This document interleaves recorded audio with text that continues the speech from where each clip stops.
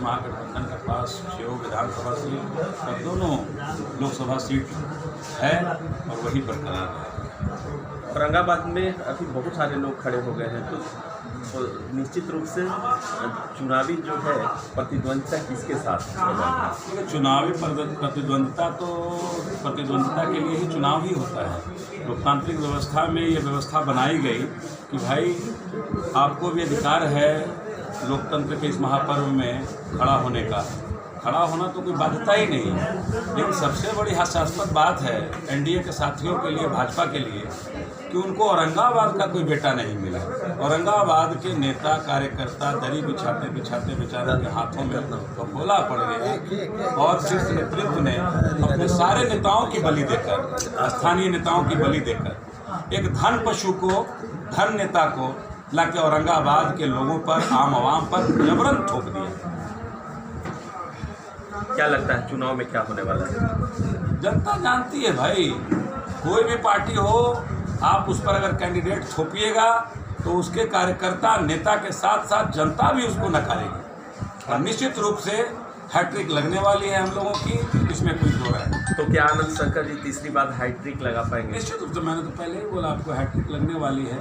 नेताओं कार्यकर्ताओं की जब बलि लीजिएगा ना तो उसकी आह जो है ना वो ऊपर वाला सुनता है।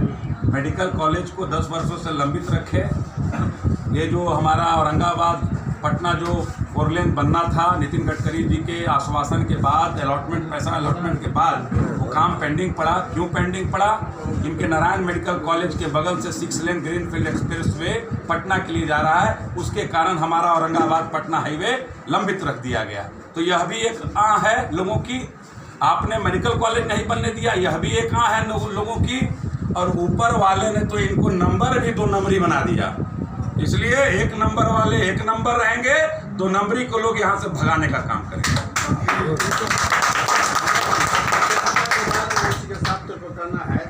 10 साल से आनंद शंकर कहाँ? 10 साल से आनंद शंकर कहाँ? तो ये सवाल तो मैं उन्हीं से करूँगा कि आपका 8वां चुनाव है, बाप पुत्र दोनों लड़े।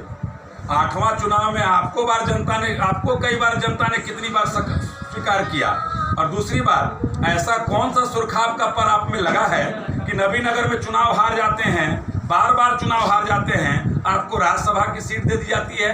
आप 6 चुनाव हार के 7वां चुनाव हारने के लिए तैयार हैं। आपका बेटे में कौन सा सुरखाब का पर लगा है कि आपको औरंगाबाद के सारे कार्यकर्ताओं नेताओं को इग्नोर करके आपको टिकट दे दिया जाता है?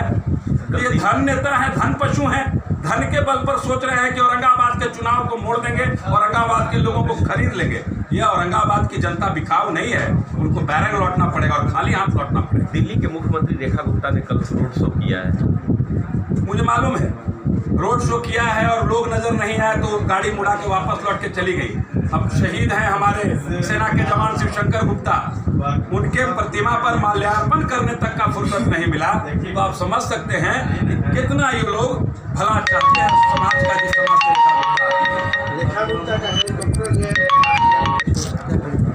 अब ये तो उनका पार्टी का विषय है, पार्टी ने भाई कैसे हेलीकॉप्टर हायर किया नहीं किया इसका जवाब नहीं दूंगा।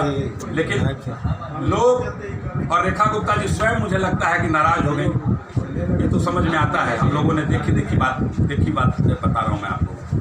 बिहार में भी चुनाव चल रहे हैं, अभी तक क्या रिपोर्ट है आप लोग गठबंधन का? देखिए, मैं औरंगाबाद की जानता हूँ, औरंगाबाद 6 सीट की बता सकता हूँ, और ये भी तय है कि बिहार में जो मोटा मोटी रिपोर्ट जिस प्रकार से है वो महागठबंधन सरकार बना रही है, एनडीए की विदाई है।